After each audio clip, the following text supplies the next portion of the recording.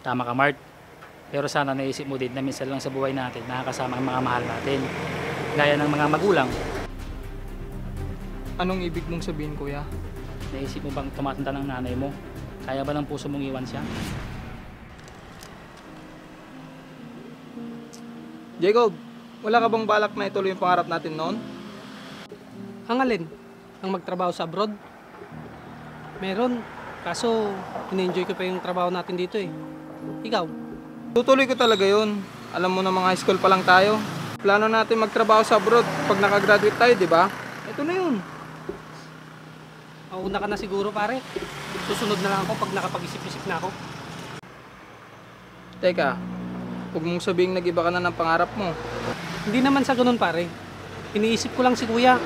May iwan siyang mag-isa. Ibali sana kung may asawa na siya. Mapapano ba yung kuya mo? Hindi na siya bata, Jacob. Bakit ikaw? Huwag mong sabihin kaya mong iwang mag-isang nanay mo. Oo naman, no? Matanda na si nanay. Kaya na niya ang sarili niya. Maawa ka naman kay Aling Lisa, pre. Mas kawawa ako pag hindi ko natupad ang pangarap ko. Pag hindi ko tinuloy. Ang tanong, gusto ba ng nanay mo na magkawalay kayo? Taon na ang pinag-uusapan dito, pre. Sigurado akong gusto nun. Alam naman niya noon pa na gusto ko na magtrabaho sa abroad. Ikaw ang bahala. Desisyon mo yan. Oo, kaya ikaw, sumunod ka rin sa akin para magkasama pa rin tayo. Pag-iisipan ko.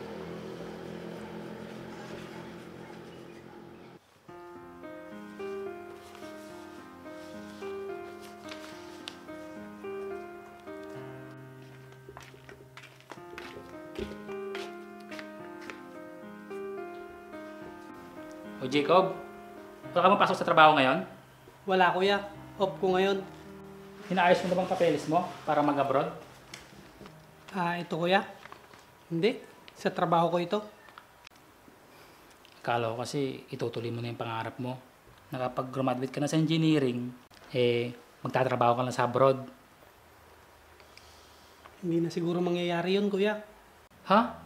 Di ba bata ka pa lang pangarap mo na yun? Bakit si Mart? Itutuloy daw niya? Si Mark talaga.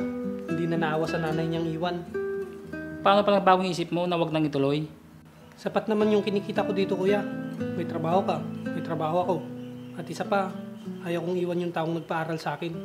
At ikaw yun kuya. Sapat na sa akin ang makapagtapos at magkaroon ng sapat na sweldo kuya. Isa pa, ngayon ako naman ang babawi sa'yo. Magtutulungan tayong tuparin lahat ng pangarap nila nanay at tatay noon para sa atin kuya. Natutuwa ako dahil ganyan ang nasa isip mo. Maraming salamat.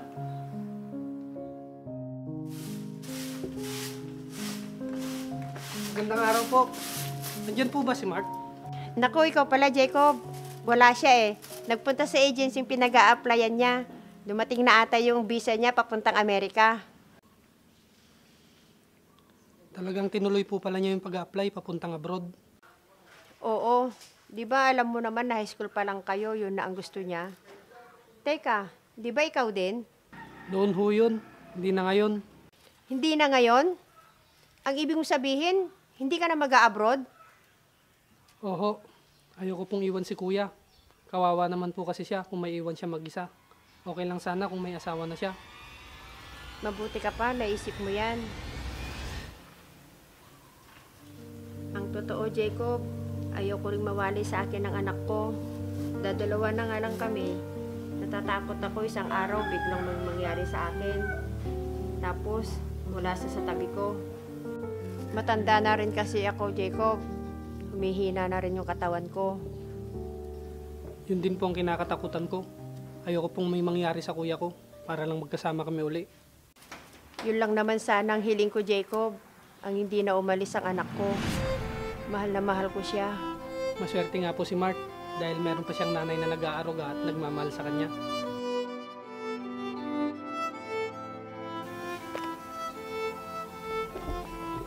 Pasensya na kayo, Nay. Alam niyo naman matagal ko ng pangarap magtrabaho sa abroad.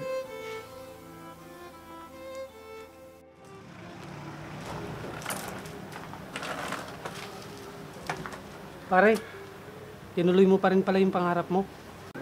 Oo pare, alam mo naman na gusto ko talaga makapagtrabaho sa abroad. Hindi naman sa kinokonsensya kita pare. Alam mo bang labag din sa loob ng nanay mo ang pag-alis mo? Oo pare, narinig ko kayo kahapon. Anong pakiramdam mo nung narinig mo yung sinabi ng nanay mo? Sa totoo lang pare, naawa ako kay nanay. Pero, pangarap ko yun pare. Minsan lang sa buhay natin, dumaan ang ganitong pagkakataon.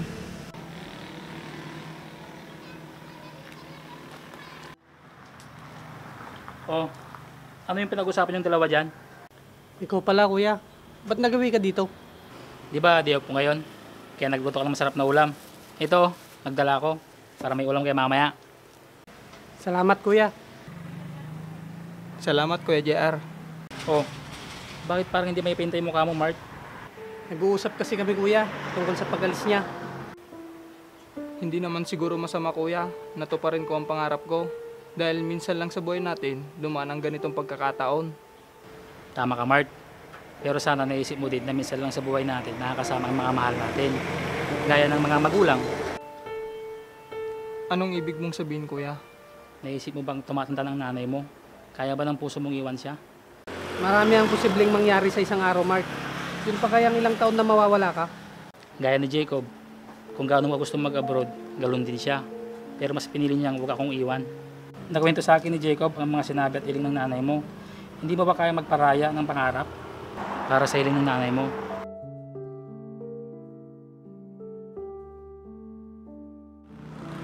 Wala naman kami magagawa kung yan ang gusto mo.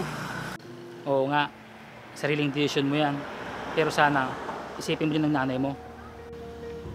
Huwag ka sana magalit sa amin pare. Naawa lang kami sa nanay mo. O siya, sige, uwi na ako. Sige kuya, salamat.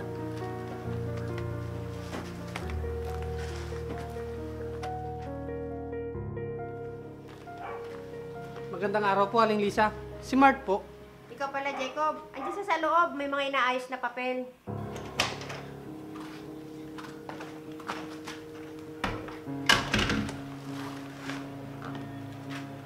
O Jacob, naparito ka? Aayayin sana kitang mag-basketball. Tagal na rin kasi natin di nakapaglaro. Anak, ano yung mga dala mo? Pupunta ka ba ulit sa agency mo? Opo Nay, isosurrender ko lang tong visa at ibang papeles. Isusurrender mo? Sigurado ka pare? Anong ibig mo sabihin, anak? Paano na yung pangarap mo? Kaya ko naman po ipagpatuloy ang pangarap ko dito sa tabi nyo. Kaya ko pong magparaya ng pangarap para mapagbigyan ng hiling nyo. Dahil mas mahalaga kayo sa pangarap ko, Nay. Mas gusto ko kayong kasama. Totoo ba yan, anak?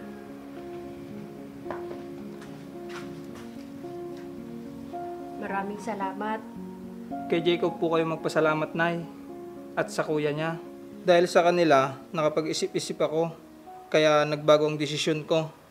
Tama po sila. Tumatanda na kayo. Kaya dapat lang, hindi ko na kayo iwanan.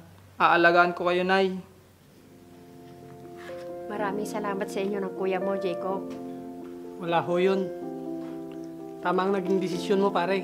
Sigurado akong hindi ka magsisisi sa naging desisyon mo. Pinatunayan mo lang na kaya mong magparaya ng pangarap para lang sa hiling ng iyong ina.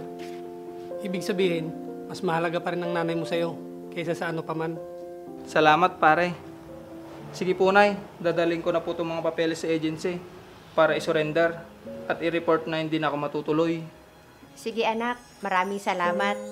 Maraming salamat din sa'yo, iho. Walang anuman po yun.